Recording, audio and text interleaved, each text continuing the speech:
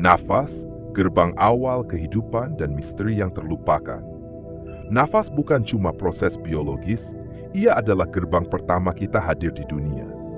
Sebelum suara, sebelum kesadaran, nafas sudah datang. Ia jadi bukti bahwa ruh dan jasad telah bersatu. Di balik tiap hembusan dan tarikan, tersembunyi pesan tentang siapa kita, dari mana kita datang, dan kemana kita kembali. Bagi para pencari makna, nafas bukan sekadar udara, tapi jembatan halus yang menghubungkan dunia dengan Tuhan. Jalan pulang menuju hakikat diri, getaran sunyi dari Yang Maha Hadir. Dalam tradisi tasawuf, para sufi menyebut nafas dengan hu, sebuah nama Tuhan yang melampaui suara. Ia bukan sekadar kata, tapi resonansi batin yang hidup dalam diam. Hu tidak diucapkan, ia dialami. Ia bukan mantra, tapi isyarat dari yang tak terjamah.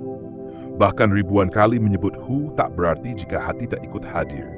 Ia bukan tentang banyaknya zikir, tapi tentang kedalaman rasa yang hadir dalam kesunyian. Nafas sebagai jalan pulang ke dalam. Setiap tarikan nafas adalah panggilan lembut agar kita kembali ke pusat diri. Saat sadar akan nafas, kita sadar telah jauh melangkah dari hakikat. Kalimat bijak, siapa mengenal nafasnya, ia mengenal Tuhannya, bukan sekadar simbolik. Ia nyata dan bisa dirasakan.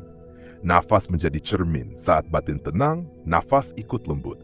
Kita bukan makhluk yang bernapas, tapi yang dinafasi, disadari bukan dilakukan. Dan dari situ lahir kerendahan hati yang tulus. Titik sunyi, gerbang di antara dua hembusan.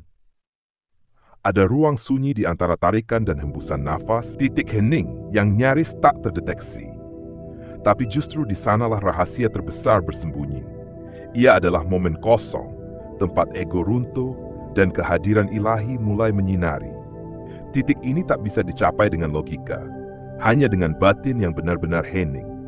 Di sanalah semua peran dan nama larut, menyisakan kesaksian murni akan Yang Maha Ada. Menghidupkan hu dalam hidup sehari-hari. Hu bukan hanya milik sajadah atau waktu ibadah. Ia bisa hadir di tengah kesibukan saat kita membawa kesadaran nafas dalam aktivitas harian. Zikir dalam diam tanpa suara membuat kita lebih tenang, tidak reaktif, dan lebih jernih dalam melihat hidup. Kesadaran akan hu adalah pengingat bahwa hidup ini anugerah, bukan milik mutlak yang bisa kita kendalikan. Rasa, pintu rahasia menuju sentuhan murni, adalah kunci memahami hu. Tanpa rasa, ibadah hanyalah rutinitas. Tapi ketika kita hadir sepenuhnya dalam nafas, akan muncul kelembutan, kehangatan, dan kedekatan yang tak bisa dijelaskan kata-kata. Inilah sentuhan ilahi yang tak berbentuk. Dan untuk merasakannya kita perlu hening, bebas dari pikiran, keinginan, dan ekspektasi. Menggenggam kosong, melepaskan untuk menerima. Makrifat sejati muncul dari kekosongan, bukan kehampaan, tapi kepenuhan yang tak terdefinisikan. Nafas dan cahaya Tuhan hanya bisa mengisi jiwa yang tak dipenuhi ego, identitas, atau kepemilikan. Melepaskan genggaman terhadap aku, membuka ruang bagi hu untuk berbicara dalam keheningan. Saat kita berhenti ingin menjadi siapa-siapa, barulah kita menemukan siapa diri kita sebenarnya. Fana ketika diri melebur dalam Yang Maha Ada.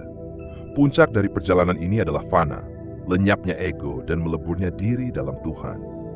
Nafas menjadi pintu menuju kondisi ini. Saat sadar bahwa kita tak bernapas tapi dinafasi, keakuan mulai melemah. Dalam fana, seseorang tetap hidup, namun tak lagi merasa sebagai pelaku.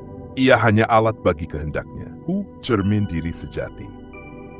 Pada akhirnya, pencarian spiritual bukan tentang mencari di luar, tapi mengenali yang telah lama tinggal di dalam. Hu adalah cermin dan nafas membersihkannya. Ketika cermin batin bersih, kita melihat pantulan Tuhan dalam diri. Tak ada lagi jarak, yang tersisa hanya kesatuan. Mereka yang larut dalam hu menjadi pribadi yang damai, tenang, dan tidak haus pengakuan. Menjadi nafas itu sendiri, puncaknya bukan saat kita mengamati nafas, tapi saat kita menjadi nafas itu sendiri. Lenyapnya ego, hilangnya niat pribadi, dan hadir total dalam momen, itulah kehidupan spiritual sejati. Hu tak lagi jadi kata, tapi jadi napas hidup itu sendiri. Geraknya adalah ibadah, diamnya adalah doa.